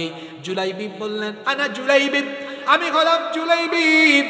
বললেন, কেন এসেছেন, কার কাছে এসেছেন? বললেন, আপনার কাছে এসেছি, পাঠিয়েছেন মুহাম্মাদুর রাসূলুল্লাহ সাল্লাল্লাহু আলাইহি ওয়াসাল্লাম। রাসূলের নাম শোনা মাত্রই আনসারী সাহাবী তাকে সঙ্গে সঙ্গে ঘরের ভেতরে ঢুকালেন, সম্মানজনক সুন্দর আচরণ করলেন, তারপরে বললেন, রসুল কেন পাঠিয়েছেন? জুলাইবিব তখন বললেন, আল্লাহর রসুল আপনার মেয়ের জন্য প্রস্তাব দিয়েছেন। তখন ওই আনসারী সাহাবী বললেন, আল্লাহর রসুল যদি আমার মেয়েকে বিয়ে করতে চান আমি প্রস্তুত আছি, রাজি আছি। জুলাইবিব বললেন, না, আল্লাহর রসুল বিবাহের প্রস্তাব পাঠান নাই, তিনি নিজের জন্য বিয়ের প্রস্তাব পাঠান নাই, পাঠিয়েছেন আমার জন্য। ওই জুলাইবিবের কথা শুনে এবার আনসারী সাহাবী বললেন, কি বলবেন? রসুল তো পাঠিয়েছেন, কি বলবেন বুঝতে পারছেন না। বললেন, একটু দাঁড়ান, আমার স্ত্রীর সাথে পরামর্শ করি। ভেতরে চলে গেলেন। দেখবেন বিয়ে শাদীর পরামর্শ আসলে, প্রস্তাব আসলে পরে পুরুষের চাইতে নারীরা ঘাটাঘাটি করে বেশি। আপনাদের রাজশাহীতে মনে হয় একটু কম করে। রাজশাহীর নারীরা এর জন্য ভালো, ভালো না অনেক, আলহামদুলিল্লাহ। তিনি ঘরের ভেতরে গেলেন, স্ত্রীর সাথে যখন পরামর্শ করলেন, স্ত্রী তখন বললেন, ওয়াল্লাহি, আল্লাহর কসম, এই কুৎসিত কালো চেহারার অধিকারী, আর গায়ের মধ্যে দেখো কেমন ময়লা, চুলগুলো উস্কো খুস্কো, ধুলো মলিন বদনে এসেছে, তার কোনো সম্পদ নাই, এই ছেলের কাছে আমার মেয়েকে বিয়ে দিব না। স্বামী স্ত্রী অর্থাৎ মা বাবার কথাবার্তাগুলো ভেতর থেকে মেয়ে শুনে ফেলেছে। মেয়ে তখন বললেন, হে আমার পিতা, হে আমার মাতা, এত বড় দুঃসাহস, এত বড় স্পর্ধা কি করে হলো? আল্লাহর রসুলের প্রস্তাব ফিরায় দিচ্ছেন। সুবহানাল্লাহ পড়বেন না? এত বড় দুঃসাহস কি করে হলো? আল্লাহর নবীর প্রস্তাব ফিরিয়ে দিচ্ছেন। আমি আল্লাহর রসুলের প্রস্তাব ফিরিয়ে দিতে পারবো না, ডিনাই করতে পারবো না। তখন তার পিতামাতা বললেন, ও আমাদের মেয়ে, আবেগের বসে কথা বলো না, ঘরের বাইরে একটু নজর করে দেখো, ছেলেটার দিকে একটু তাকায় দেখো, তোমার পছন্দ হবে না, দেখতে কুৎসিত কালো চেহারা। তখন মেয়ে বললেন, আল্লাহর রসুল যেখানে প্রস্তাব পাঠিয়েছেন, কালোটাও আমার জন্য ভালো, কিচ্ছু দেখবো না, যাচাই বাছাই করবো না, কোনো ধরনের যাচাই বাছাই ছাড়া আমি নিঃসন্দেহে এই প্রস্তাবকে কবুল করে নিলাম। সুবহানাল্লাহ। বিয়ে হয়ে গেল। শুনেন শুনেন, বিয়ে হয়ে গেল। একটা ছেলে আর মেয়ের জন্য বিবাহের প্রথম রাতটা হলো স্বপ্নের রাত। দুজনে যখন স্বামী স্ত্রী কাছাকাছি, বাহির থেকে আওয়াজ শোনা গেল, আইনা জুনুদুল্লাহ, আল্লাহর সৈন্যরা কোথায়? যুদ্ধের দামামা বেজে উঠেছে, জিহাদের ডাক এসেছে। আল্লাহর রাসূল জিহাদের ময়দানে ছুটে গিয়েছেন। বর্ণনাকারী সাহাবী বলেন, তীরের ফলা থেকে যেমন ধনুক দ্রুত গতিতে ছুটে যায়, ঠিক তেমনি ভাবে জুলাইবিব তার স্ত্রীর কাছ থেকে দ্রুত গতিতে বিদায় নিয়ে যুদ্ধের ময়দানে গিয়ে অনেকগুলো কাফির, 7 জন কাফিরকে জাহান্নামে পাঠিয়ে তিনিও শহীদ হয়ে গেলেন। আল্লাহর রাসূল যুদ্ধ শেষ করার পরে ময়দানে এসে বললেন, সকল শহীদদের লাশগুলো সামনে আনো। সকলের লাশগুলো আনা হলো। নবীজি সাহাবীদেরকে বললেন, সবার লাশ তো এনেছো, কিন্তু আমার হাবিবকে তো আমি এখনো দেখি না। সাহাবীরা বললেন, ওগো আল্লাহর নবী, আপনার হাবিবকে, আপনার বন্ধুকে? নবীজি বললেন, আমার হাবিব হলো আমার জুলাইবিব। নবীজি বললেন, আমার হাবিবকে তোমরা চিনো না, আমি আমার হাবিবকে খুঁজে বের করব। নবীজি এবার নিজে যুদ্ধের ময়দান ঘুরে ঘুরে দেখলেন। আল্লাহর নবী দেখলেন 7টা লাশের পাশে একটা লাশ, সেখানে শরীরটা ক্ষত বিক্ষত, অসংখ্য আঘাতের চিহ্ন, মুখের মধ্যে ধুলা বালি, নির্মম ভাবে তাকে শহীদ করা হয়েছে। আল্লাহর নবী কাছে গেলেন। কাছে গিয়ে তিনি এবার মুখমণ্ডল থেকে ধুলাবালি সরিয়ে দেখলেন, এটাই হচ্ছে জুলাইবিব। আল্লাহর নবী বসে গেলেন। বসার পরে জুলাইবিবের দেহটাকে তিনি নবীজি তার বরকতময় উরুর উপরে রেখে দিলেন। এরপরে নবীজি বললেন, সাহাবীরা রে শোনো, তোমরা আমার হাবিবকে চেনো না, এটাই হলো আমার হাবিব। আল্লাহর নবী তখন বললেন, গতকালই সে বিয়ে করেছে, বাসর রাতে নতুন বউকে আমার জন্য, আল্লাহর জন্য ত্যাগ করেছে। মুসলমানেরা বলছিলাম, কিভাবে আল্লাহর কাছে জান আর মাল বিক্রি করা লাগে। জুলাইবিব এমন ভাবে তার জান আল্লাহর কাছে বিক্রি করেছে। দিন কায়েমের ডাক এসেছে, নতুন বউকে ফেলে দিয়ে আল্লাহর জন্য, দিন কায়েমের জন্য জীবনটাকে বিক্রি করে শাহাদাতের নজরানা পেশ করেছেন। আল্লাহু আকবার। এরকম ডাক আসলে পরে রক্ত জীবন দেওয়ার দরকার হলে কারা কারা প্রস্তুত থাকবেন? দুহাত তুলে আল্লাহকে দেখান।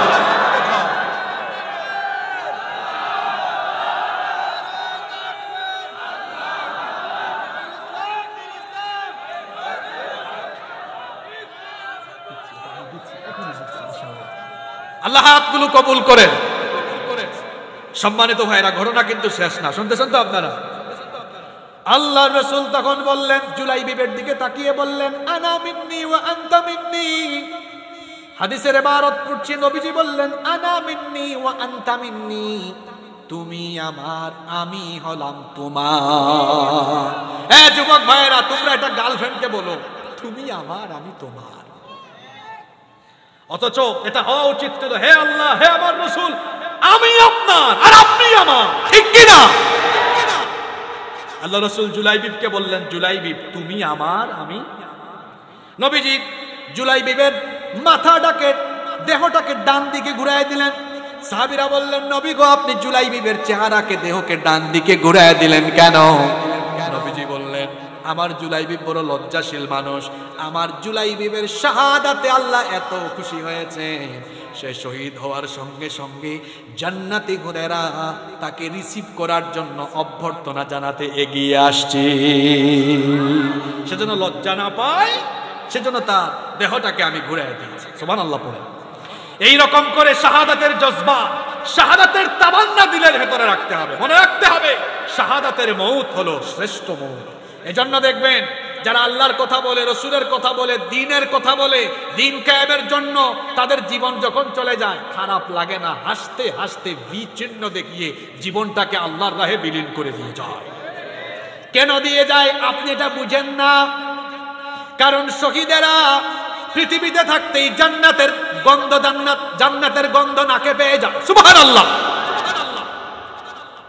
এজন্য শাহাদাতের তামান্না দিলের মধ্যে রাখবেন। নবীজি বলেছেন, মান সাআলাল্লাহু শাহাদাতা বিসিদকিন বাল্লাগাহুল্লাহু মানাজিলাশ শুহাদাই ওয়া ইম্মা তাআলা ফিরাশিহি।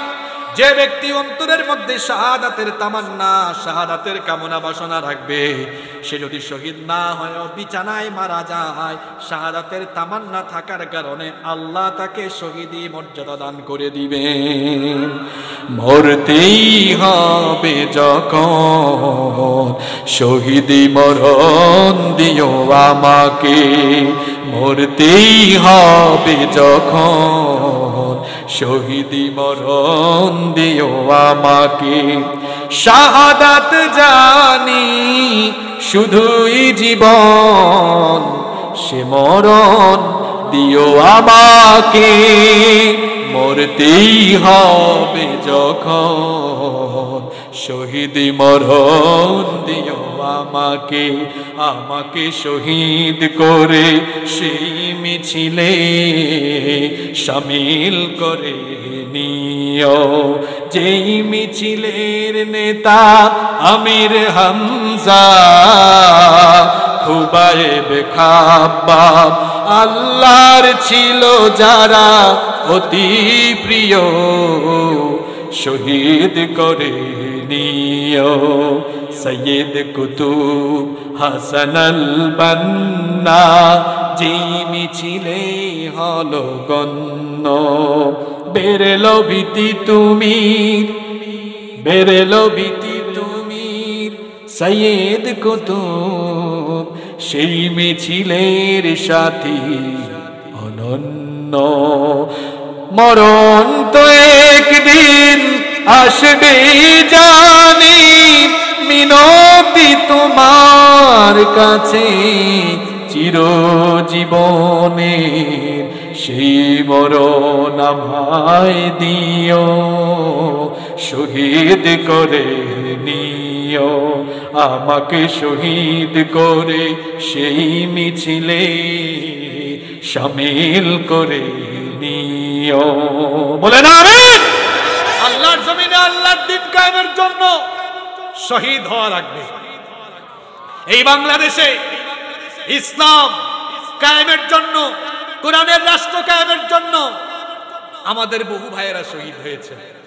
শাহাদাত বন্ধ হয়ে যায়, হয়তো আরো হাজার হাজার লক্ষ লক্ষ ভাইকে শাহাদাতের ঈদগাহে শামিল হওয়া লাগতে পারে। এমনিতেই এই রাজশাহীর জমিনকে শহীদদের জমিন বলা হয়। যদি এই দেশে ইসলাম কায়েমের জন্য আরো রক্ত আর জীবন দিয়ে শাহাদাতের নজরানা পেশ করা লাগে, রাজশাহীর এই মানুষেরা, শহীদের রক্ত স্নাত এই রাজশাহীর জমিন রাজশাহীর মানুষ তাকে ঘরে বসে থাকবে নাকি জীবন দেওয়ার জন্য প্রস্তুত থাকবে? আল্লাহ আমাদেরকে কবুল করে নেন। এটা করলে কি হবে? আল্লাহ জান্নাত দিবে, এই ওয়াদা করেছেন কে? তাহলে জানমাল দিব কার পথে? আজকে থেকে জানমাল আল্লাহর পথে দেওয়ার নিয়ত করেছেন তো? তবে আল্লাহ কোরআনে জানের কথা বলেছেন, মালের কথা। আচ্ছা, আমরা মাল আসলেই দিতে পারবো তো আল্লাহর পথে? সত্যি দিতে পারবো তো? একটা টেস্ট হয়ে যাক তো। আসলে আমরা পারবো না? দেখি কারা কারা পারবো, হাত তুলে একটু আল্লাহরে দেখায়। এখন এই পরীক্ষা এখনই এই জায়গাতে হয়ে যাবে। যুবক ভাইয়েরা একটু চাদর নিয়ে ঢুকেন তো, দেখি আমার ভাইরা এই পরীক্ষায় কেমন পাস করতে পারে। এখন এই মাহফিলে আমরা আল্লাহর পথে, এই যে একটা কোরআনের মাহফিল আয়োজন করা হলো, এখানে কিছু খরচ হয়েছে, এই খরচে আমরাও শামিল নিয়েছেন। আর সেই সকল মোমেন হলো তারা ইউকাতিলুনা ফি সাবিলিল্লাহি ফায়াকতুলুনা ওয়া ইউকতালুন, তারা আল্লাহর পথে লড়াই করে এই পথে মারে এবং এই পথে মরে। আল্লাহ যে তাদেরকে জান্নাত দিবেন এই ওয়াদাটুকু আল্লাহ কিভাবে করলেন শোনেন। আল্লাহ তাআলা বললেন ওয়াদান আলাইহি হাক্কান ফিত তাওরাতি ওয়াল ইনজিলি ওয়াল কুরআন। এই ওয়াদা আল্লাহ ইতিপূর্বে তাওরাত, ইনজিল এবং এখন কোরআনেও করেছেন। এরপরে আল্লাহ বলছেন ওয়ামান আওফা বিআহদিহি মিনাল্লাহ, আল্লাহর চাইতে নিজ ওয়াদা পূরণে আর কে অধিক হতে পারে, অর্থাৎ কে অধিক সত্যবাদী হতে পারে? আল্লাহ তাআলা বলছেন আল্লাহ যে ওয়াদা করেছেন ইন্না ওয়াদাকুম ওয়াদাল হক, তোমাদের সাথে আল্লাহর করা ওয়াদা হলো মহা সত্য। ফাস্তাবশিরু বিবাইকুমুল্লাযী বায়াতুম বিহি, অতএব আল্লাহর সাথে, আল্লাহর কাছে জানমাল বিক্রি করার যে সওদা, যে ওয়াদা তোমরা করেছো, এজন্য তোমরা সবাই সুসংবাদ গ্রহণ করো। তোমাদের জন্য সুসংবাদ, আল্লাহ তোমাদের সাথে এই ওয়াদা পূরণ করবেন, আর এটা হলো তোমাদের জন্য ওয়াযালিকা হুয়াল ফাওজুল আযীম, আর এটা হলো তোমাদের জন্য মহা সাফল্য। পরিবেশটা কি আমরা আর 5 মিনিট একটু সুন্দর রাখতে পারবো না? পারবো তো ইনশাআল্লাহ? ইনশাআল্লাহ। এখানে শেষ কথাগুলো শুনেন, শেষ ভালো যার সব ভালো, ওয়াযালিকা হুয়াল ফাওজুল আযীম। আমি কমিটিকে আজকে অনুরোধ করে যাব যে এভাবে চাদর না পাঠিয়ে আপনারা সুন্দর একটি সিস্টেম রাখতে পারেন। আপনারা কিছু দূর পর পর, আপনারা এলাকায় কি বলেন এটাকে, ড্রাম বলেন নাকি? ড্রাম। পাবনার চাটমোহরে আল্লামা দেলোয়ার হোসেন সাঈদী সাহেব সেই মাহফিল চালু করেছিলেন। আমি গত 5 বছর ধরে সেখানে যাই। পাবনার চাটমোহরে কোনো কালেকশনের কথা বলা হয় না, ওই সাঈদী সাহেব চালু করে গিয়েছিলেন। ড্রামগুলো ফাঁকে ফাঁকে রাখা, ওই বলা হয় যারা আসছেন ভাড়ার পয়সা ব্যতীত সব দিয়ে যায়েন। চাটমোহরে দেখা যায় প্রতি বছরই লক্ষ লক্ষ টাকা সেখানে থাকে, আয়োজনের সব টাকা উঠে যায়। আলহামদুলিল্লাহ, আমরা বিশ্বাস করি এই তালন্দ বা তানোরেও এই সিস্টেম চালু করে দিলে ইনশাল্লাহ মাহফিলের সব আয়োজনের খরচ আমরা এই কোরআন প্রিয় মানুষ ওই ড্রামের ভেতরে দিয়ে দিই ইনশাআল্লাহ। তখন এই উঠাউঠিটাও থাকবে না, আর আলোচনার মাঝখান দিয়ে এভাবে চাদর নিয়ে ঢুকলেই পরিবেশে সুন্দর থাকে না, যিনি কথা বলেন তার কনসেন্ট্রেশন আর থাকে না। আমরা এই পরামর্শগুলোকে সামনে থেকে কাজে লাগাবো ইনশাআল্লাহ। দেখেন আল্লাহ এটাকে বলেছেন যালিকা হুয়াল ফাওজুল আযীম, এটা হলো মহা সফলতা। এমন শব্দ আল্লাহ দিয়েছেন আযীম। আযীম এটা আল্লাহর গুণবাচক নাম, এটা কার নাম? আল্লাহ তাআলা নবীর চরিত্র বর্ণনায় এই আযীম শব্দ দিয়েছেন, আবার কোরআনের বেলায় আল্লাহ এই আযীম শব্দ ব্যবহার করেছেন।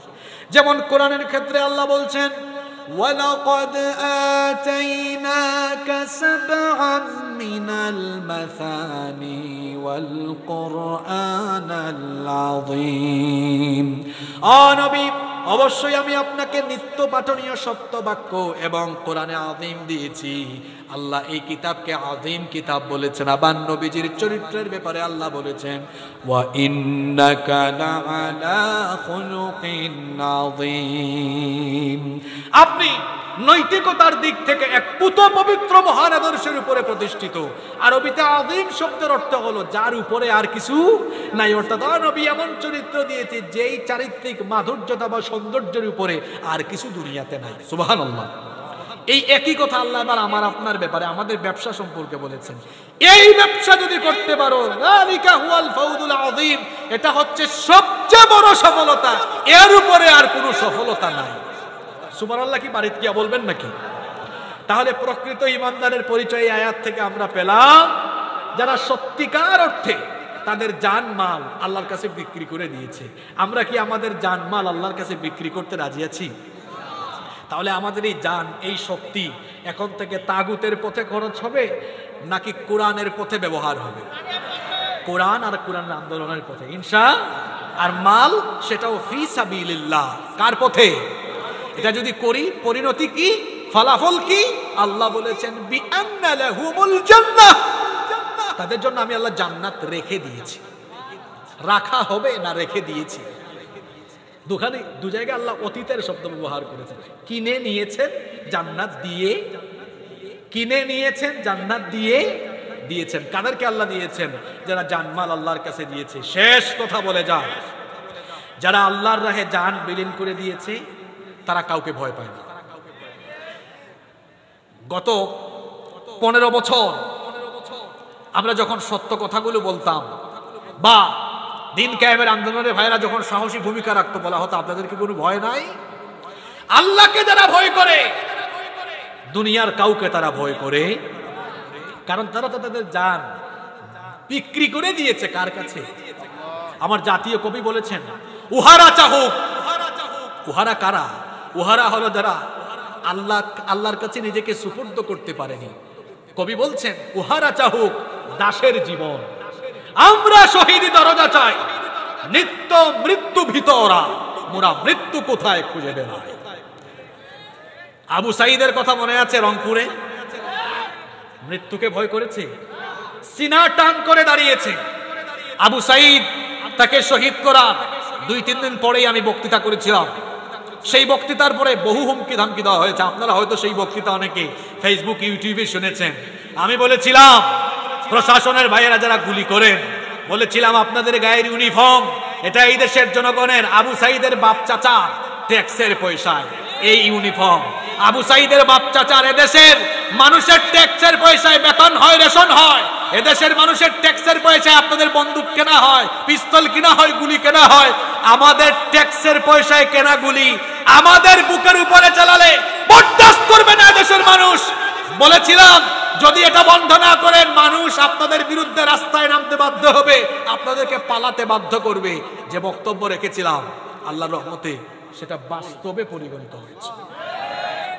আমাদেরকে বলা হয়েছিল, বহু হুমকি দেওয়া হয়েছে, ক্রস ফায়ার করা হবে, মেরে ফেলা হবে। আমরা জবাবে বলেছিলাম, আমরা আল্লাহর পথে, কোরআনের পথে, ন্যায়ের পথে, জুলুমের বিরুদ্ধে সত্য কথা বলতে গিয়ে জালিম যদি আমাদেরকে মেরেও ফেলে আমাদের কণ্ঠরোধ করতে পারবে না ইনশাআল্লাহ। কারণ আমরা আমাদের জান বিক্রি করে দিয়েছি কার কাছে? কারণ কোনো ভয় আছে? আমরা বাঁচলেও ভালো, মরলেও ভালো। আল্লাহ বলেছেন, লা খাউফুন আলাইহিম ওয়ালা হুম ইয়াহজানুন। এমন জীবন আমরা গঠন করব। এমন জীবন তুমি করিও গঠন, মরিলে হাসিবে তুমি কাঁদিবে। এমন জীবনই আমরা গঠন যেন করতে পারি। আমরা যেন আমাদের জান এবং মালকে আল্লাহর পথে বিলীন করে দিয়ে প্রকৃত মুমিন হয়ে আমরা আল্লাহর কাছে ফিরে যেতে পারি। আল্লাহ আমাদের সবাইকে কবুল করে নেন। কেউ দাঁড়াবো না, আমরা মুনাজাতের মাধ্যমে উঠবো। মাহফিল কমিটির কোনো কথা থাকলে, বক্তব্য থাকলে আমরা সভাপতি সাহেবের শুনবো, অথবা অনুমতি দিলে আমরা মুনাজাতে যাব। আপনারা একটু ধৈর্য ধারণ করবেন, আমরা কিছুক্ষণের মধ্যে মুনাজাত করবো। জি অবশ্যই, শিওর। আলহামদুলিল্লাহ, اللهم آمين. الحمد لله رب العالمين والصلاة والسلام على أشرف الأنبياء والمرسلين. ربنا ظلمنا أنفسنا وإن لم تغفر لنا وترحمنا لنكونن من الخاسرين. ربنا لا تزغ قلوبنا بعد إذ هديتنا وهب لنا من لدنك رحمة إنك أنت الوهاب. ربنا إنك جامع الناس ليوم لا ريب فيه إن الله ইন্নাল্লাহা লা ইউখলিফুল মিয়াদ। রব্বুল আলামিন, ওগো আমাদের মালিক, ওগো আমাদের মাবুদ, গভীর রজনী পর্যন্ত আমরা তোমার কিতাব থেকে আলোচনা শেষ করে আমরা আমাদের জীবনের সমস্ত গুনাহগুলোকে সামনে নিয়ে, গুনাহের বোঝা নিয়ে, গুনাহের জন্য লজ্জিত হয়ে আমরা অসংখ্য দিনদার নেককার মানুষকে সাথে নিয়ে হাত পেতেছি। আমাদের সাথে হাত পেতেছেন অসংখ্য আলেম ওলামা, অসংখ্য মাদ্রাসার ছাত্ররা, অসংখ্য হাফেজে কোরআন, অসংখ্য ভাই বোনেরা হাত তুলেছেন। আল্লাহ, আমরা এতগুলো মানুষ হাত তুলেছি, আমরা জানি আমাদের গুনার পরিমাণ যত বেশি, তোমার দয়ার পরিমাণ হলো তার থেকে বহুগুণ বেশি। আমরা তোমার দয়ার আশা করি, করুণার আশা করি দুখানা হাত তুলেছি মালিক। এত গুনাহ আমরা করেছি, চক্ষু বন্ধ করে যখন আমরা আমাদের গুনাহগুলো নিয়ে চিন্তা করি, জাহান্নামের আযাবের ভয়ে তখন কলিজাটা থরথর করে কেঁপে ওঠে। মনে হয় এই গুনাহ নিয়ে যদি আমরা তোমার কাছে চলে যাই, কবরের মাটি আমাদের সাথে ভালো আচরণ করবে না, কবরের মাটি আমাদেরকে চাপ দিবে, জাহান্নামের আগুন আমাদেরকে ভস্ম করে দিবে। ওগো মালিক, দুর্বল এই শরীর নিয়ে তোমার এই জাহান্নামের আগুন আমাদের সহ্য করার কোনো ক্ষমতা নাই।